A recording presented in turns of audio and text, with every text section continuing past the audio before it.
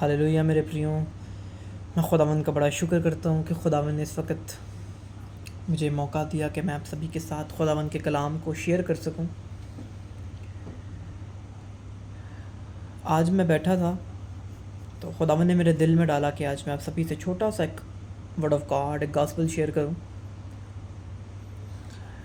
जब हम प्रार्थना करते हैं तो बहुत दफ़ा ऐसा होता है कि हमारी प्रार्थना के अंदर कभी डिले आता है।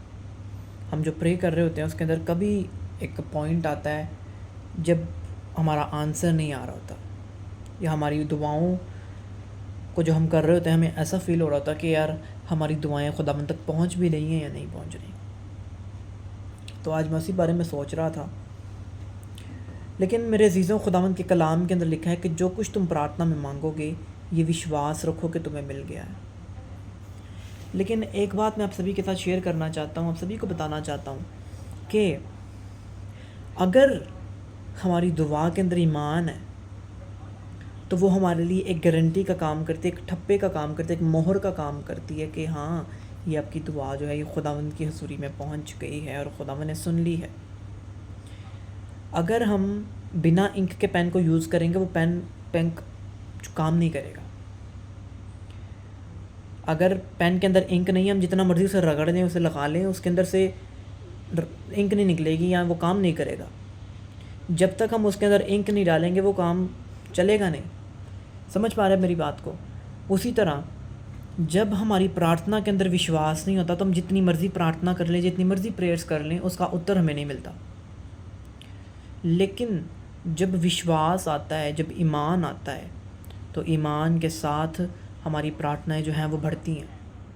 ईमान आता है, जितनी मर्ज़ी डिस्ट्रक्शंस क्यों ना आए, जितना मर्ज़ी लाइफ के अंदर स्ट्रगल क्यों ना आए, लेकिन आपके अंदर एक होप होती है। वो होप जलती रहनी चाहिए। जब वो होप आपकी लाइफ में होती है तो आपको पता होता है कि नहीं, मेरी प्रार्थनाओं को खुदावंद सुन रहा है, मेरा परमेश्वर मेरी प्रार्थनाओं को सुन रहा है। समझ पा रहे हैं मेरी बात को? वो होप ख़त्म नहीं होनी चाहिए। अब अगर आपके लाइफ में विश्वास नहीं है तो आप जितनी मर्ज़ी प्रार्थनाएं कर लें, परमेश्वर उनका उत्तर नहीं देंगे, क्योंकि परमेश्वर के वचन के अंदर लिखा है, जो कुछ तूने विश्वास के साथ मांगा, प्रार्थना में मांगा, वो तुम्हें मिल गया। अब विश्वास के साथ और प्रार्थना में कैसे मांगना है हमने, ये भी एक पॉइंट है। इस पॉइंट को भी अपने प्रार्थना में रखना है कि प्रभु तुम मुझे विश्वास के साथ प्रार्थना करना सिखा। जब हमारे अंदर विश्वास ही नहीं होगा तो हम जितनी मर्ज़ी प्रार्थना बड़े घंटों घंटे क्यों ना कर लें, लेकिन उनका उत्तर थोड़ी आएगा, क्योंकि विश्वास की कमी। परमेश्वर ने क्या कहा था कि विश्वास की कमी नहीं होनी चाहिए तुम्हारे अंदर। अगर छोटा सा, अगर राई के दाने की मानद भी तेरे भीतर विश्वास है तो यदि तू कहे इस पहाड़ से उखड़ जा और समुंदर में जा गिरो तो ये समुंदर में गिर जाएगा। अगर उतना भी विश्वास रख लें हम, तो विश्वास हमारी लाइफ के अंदर बहुत बड़ा पहलू, बहुत बड़ा जो है वो एक रोल प्ले करता है। जब हम विश्वास के अंदर बने होते हैं तो हम एक प्रार्थना मन में भी मांगेंगे ना, परमेश्वर आई वॉन्ट दिस, परमेश्वर तो मेरी प्रार्थना, मुझे मेरी लाइफ को ऐसा इस तरह स्टैब्लिश कर, तो परमेश्वर सुनता है हमारी प्रार्थना को, उत्तर देता है हमें। लेकिन फेथ के बगैर अगर जब हम मांग रहे हैं तो फेथ के बगैर परमेश्वर हमारी प्रार्थना सुन नहीं सकते, क्योंकि फेथ के बगैर वो मोहर नहीं होती। और जहाँ पर विश्वास नहीं है वहाँ पर डिस्ट्रक्शन होती है। जहाँ पर फेथ नहीं है वहाँ पर फेथ की जगह कोई और चीज़ होगी। वहाँ पर फेथ की जगह आपकी लाइफ के अंदर एक डाउट होगा। अगर विश्वास रखें, अगर आपके अंदर फेथ नहीं है, अगर आपके अंदर ईमान नहीं है, तो यकीनन डाउट होगा। और जहाँ डाउट होता है वहाँ पर डेविल काम करता है। इसलिए डेविल को मौका नहीं देना अपनी लाइफ में काम करने का। अगर आपने डेविल को मौका दिया, वो मौके को ज़ाया नहीं जाने देगा। वो मौके पर वार पे वार करता है, वार पे वार करता है। लेकिन हमें क्या करना है, हमें प्रार्थना की वेदी में बने रहना है, हमें फास्टिंग प्रेयर्स में बनना है। मैं जब सभी को गाइड करना चाहता हूँ कि जितने लोग मुझे सुन रहे हैं, अपनी प्रार्थना की लाइफ को बढ़ाएं, अपनी फास्टिंग की लाइफ को बढ़ाएं, ताकि शैतान काम ना कर सके। जितने मर्ज़ी हमारी लाइफ के अंदर से गुनाह क्यों ना हो, लेकिन हमारी फास्टिंग लाइफ नहीं रुकनी चाहिए। जब फास्टिंग लाइफ रुकती है ना, तो एक चलती गाड़ी जब ब्रेक ले लेती है ना, फिर उसको चलने में टाइम लगता है। जब एक गाड़ी आपकी रुक गई है, फिर वो स्टार्ट होगी, स्टार्ट होने के बाद फिर हौली हौली, आहिस्ता आहिस्ता, धीरे धीरे चलेगी। लेकिन आपने वो अपनी गाड़ी की स्पीड को ख़त्म नहीं होने देना। आपने फास्टिंग के साथ, प्रेयर के साथ उसे बढ़ाते रहना है। जब आप उसे बढ़ाए रखेंगे, आपकी गाड़ी चलती रहेगी, उसकी स्पीड बरकरार रहेगी।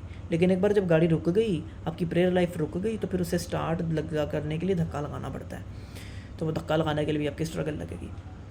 इसलिए अपनी लाइफ को इस तरह स्टैब्लिश करें कि आपके अंदर फेथ की कमी कभी भी ना आए। अगर आपके अंदर फेथ की कमी आएगी तो यकीनन वहाँ डाउट आएगा, और जहाँ डाउट आएगा वहाँ शैतान ज़रूर काम करता है।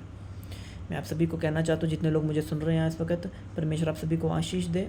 आप सभी अपने प्रार्थना की लाइफ को स्ट्रॉन्ग रखें, फेथ को ख़त्म ना होने दें, क्योंकि एक पेन इंक के बगैर नहीं चलता।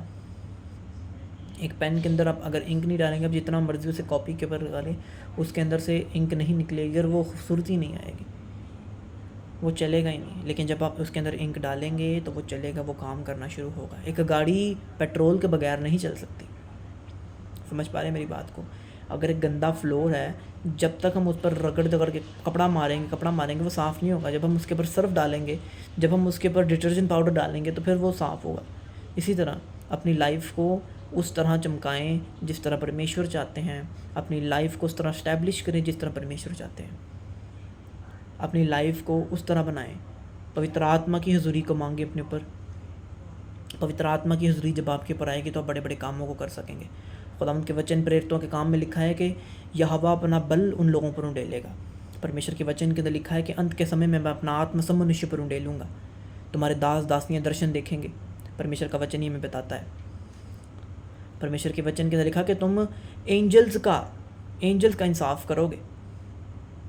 दूतों का इंसाफ करने के लिए परमेश्वर ने हमें रखा है। हम क्यों बिगड़ रहे हैं, हम क्यों ख़राब हो रहे हैं, हम क्यों आज डिस्ट्रक्शन की ओर जा रहे हैं? हमें गौर करने की ज़रूरत अपनी लाइफ में, अपने घराने में, हमारे भीतर हमें झांकने की ज़रूरत है। क्या जब हमें झांकें अपने अंदर के, हमारे अंदर क्या क्या कमियाँ हैं, क्या क्या वो तिनके हैं जो हमें बढ़ने नहीं दे रहे, और उन्हें हमें निकालना होगा, उन्हें हमें क्लीन करना होगा। जब तक वो क्लीन नहीं होंगे तब तक हम आगे नहीं बढ़ सकते, और जब तक हम आगे नहीं बढ़ेंगे परमेश्वर में इस्तेमाल नहीं करेंगे। प्रभु आप सभी को आशीष दे, आप सभी को परमेश्वर बरकत दे। मेरा विश्वास है जो परमेश्वर ने मेरे ज़रिए मेरे द्वारा बात की आपसे, मैं होप करता हूँ कि आपने समझी होगी। खुदावंद आपको और मुझे, हम सभी को बरकत दे। इसी तरह हमें परमेश्वर इस्तेमाल करते रहें और ज़्यादा बरकत दे, और हमारी प्रार्थना की वेदी को, विश्वास को बढ़ाएं प्रभु यीशु के नाम में। आमीन।